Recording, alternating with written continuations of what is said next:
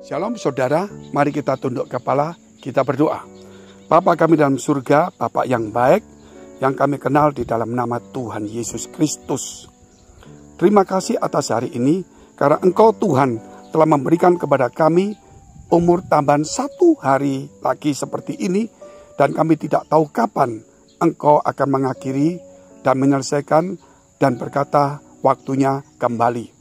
Sehingga kami harus berjaga-jaga dan kami berikan hikmat dan bijaksana supaya kami bisa menggunakan hari-hari berkenan kepada Tuhan untuk mengampuni, hidup rukun, dan mulai saudara hidup sabar, ramah, dan sebagainya.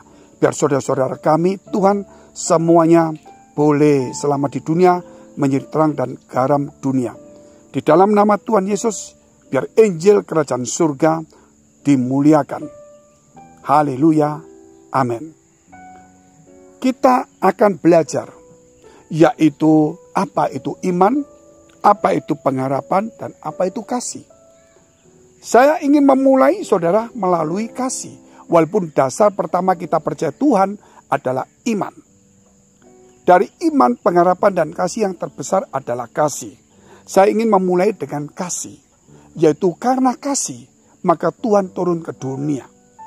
Karena kasih, maka ia rela menjadi manusia. Karena begitu besar kasih Tuhan kepada dunia, sehingga dia mengaruniakan saudara. Jadi itu satu pemberian hadiah khusus tanpa perbuatan baik kita.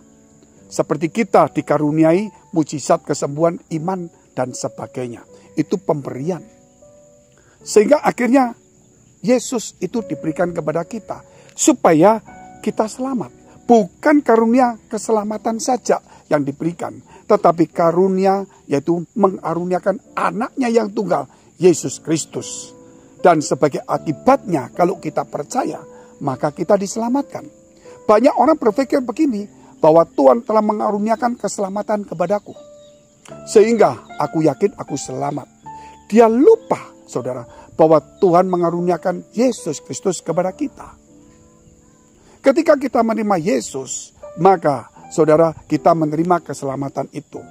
Terus bedanya apa Pak? Kalau setelah saya percaya karena selamat, kami tidak fokus kepada Yesus. Akhirnya kita tidak fokus kepada ajaran Yesus. Dan tidak meneladani teladan Yesus. Tidak melakukan perintah Yesus. Akhirnya kita cuma jadi jemaat saja yang sudah selamat karena percaya. Tapi kita tidak mau meneladani Yesus saudara. Kita tidak mau lagi mengikuti ajaran Yesus, yaitu back to Jesus teaching. Bahkan kita tidak mau mengikuti karakter Kristus. Dan kita tidak mengikuti perintah Yesus, misi dan memuridkan dan mengasihi. Itulah salah satu kelemahan daripada gereja kita. Padahal Tuhan sudah mengatakan, walaupun kita punya karunia yang bermacam-macam, baik berbahasa, mujizat, karunia iman, apapun juga. Bahkan waktu kita, harta kita korbankan, kalau tidak ada kasih, tidak ada guna. Saya memberikan Pak, saya punya karunia karena iman saya setuju. Tetapi kalau tidak meningkat kepada kasih, tidak bisa. Iman yang kita miliki itu pemberian, supaya kita percaya.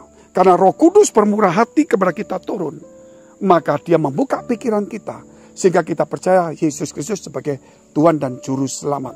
Dan kita percaya bahwa seluruh alam ini diciptakan oleh Tuhan. Itu iman membuat kita percaya adanya surga, neraka, dan keselamatan kekal di dalam Yesus Kristus. Maka iman itu saudara kita pegang. Dan kemudian melahirkan doktrin, melahirkan yang lain. Akhirnya kita bertengkar satu dengan yang lainnya di gereja dengan pandangan yang berbeda, dengan doktrin dan liturgi yang berbeda. Kenapa? Karena iman mereka bukan salah. Mereka harus pegang itu iman. Tetapi mereka tidak meningkatkan kepada kasih. Sehingga di gereja mereka berkelahi wajar. Mereka berselisih, mereka berdebat itu wajar. Sehingga gereja menjadi perpecahan, pemberontakan. Dan itulah kemudian kita menganggap itu hal yang wajar. Padahal salah. Berarti kalau kita bertengkar, berselisih, saudara tidak hidup ramah, rendah hati, tidak sabar, tidak mengampuni, berarti kita hanya percaya karena iman, tapi kita tidak meningkatkan hidup di dalam kasih. Percaya itu memang keselamatan karena iman. Tapi hidup kita, saudara, bukan karena iman saja. Hidup di dalam kasih Kristus. Karena iman meningkatkan bukan percaya saja. Tetapi saudara, iman itu harus meningkatkan kepada kasih. Dan untuk mencapai, saudara, bahwa iman saya kepada kasih, kita harus punya pengharapan yang kuat. Kalau iman kita, saudara, kuat, kita punya pengharapan. Maka pengharapan tidak mengecewakan. Maka kita tidak menipu, kita punya pengharapan di dalam firman Tuhan. Kalau kita taat melakukan, ada upah-upah dan janji. Jangan ingat akan janji Tuhan saja. Tapi ingatlah, fokuslah apa yang harus kita kerjakan. Harus melalui ketaatan, ketekunan, kesetiaan, kesabaran. Dari situlah saudara kita yakin bahwa Tuhan akan membuka tingkap langit, memberkati, memakai kita dan berkenan. Sehingga ketika kita mengalami kesulitan, kita tidak goncang. Karena kita yakin Tuhan pasti tolong. Dan timbullah kemudian kasih. Sehingga waktu kita terjepit, kita susah, saudara, kita sulit, kita dimaki-maki orang, kita tidak kecewa, malah kita membalas, mengasihi, mengampuni orang lain. Dan membalas kejahatan dengan kebaikan. Karena kita punya pengharapan yang kuat. Dan menimbulkan kasih. Kenapa kita membenci? Kenapa kita marah? Karena kita tidak punya pengharapan. Saudara, kita punya iman saja, ketika kita dilecehkan, kita marah. Karena pengharapan tidak kuat. Sebab itu, maka di gereja terjadilah percekcokan di rumah, dimanapun. Dan gereja tidak mencerminkan lagi tentang kasih Kristus. Ketika Kristus turun ke dunia, dasarnya adalah kasih. Sehingga dikatakan, jikalau kita tidak mengasihi, kita tidak di dalam Tuhan. Jikalau kita membenci saudara kita, saudara, sama dengan kita meletakkan, kita belum mengenal Tuhan. Itu kalau kita membaca 1 Yohanes pasal 4, itu luar biasa.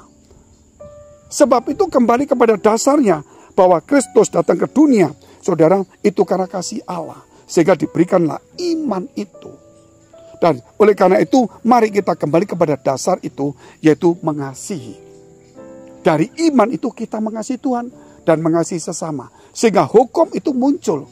Kasihlah Tuhan Allahmu dengan segenap hatimu, segenap jiwamu, segenap akal budimu, segenap kekuatanmu. Baru mengasihi sesama. Bahkan karena sesama, kita harus belajar untuk mengasihi, berdoa bagi musuh-musuh kita.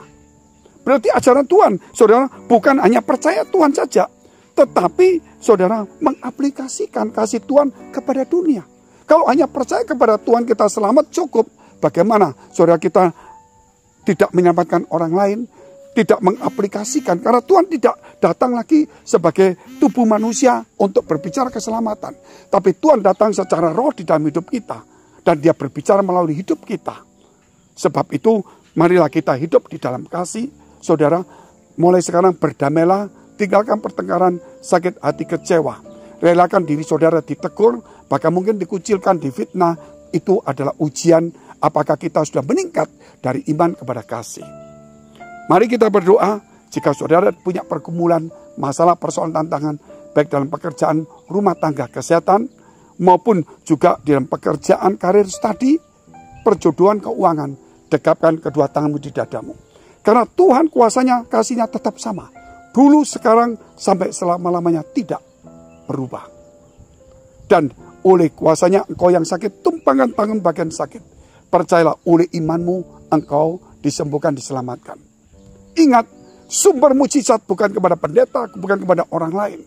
Memang dari Tuhan, tetapi sumber itu sudah ada di dalam dirimu. Yaitu ketika engkau membuka hatimu dan kau percaya beriman. Seperti perempuan 12 tahun ini, asalku jamah saja jubahnya, aku sembuh. Maka Tuhan berkata, imanmu telah menyelamatkan engkau. Sebab itu jangan mengidolakan, jangan mengejar mujizat, tapi gali mujizat dalam dirimu. Melalui dirimu saja. Supaya kita tidak jadi kanak-kanak rohani. Dalam nama Yesus, jadilah sembuh, jadilah pulih. Dalam nama Yesus diberkati, diberi kekuatan dan kemenangan, hikmat jalan keluar. Haleluya. Amin.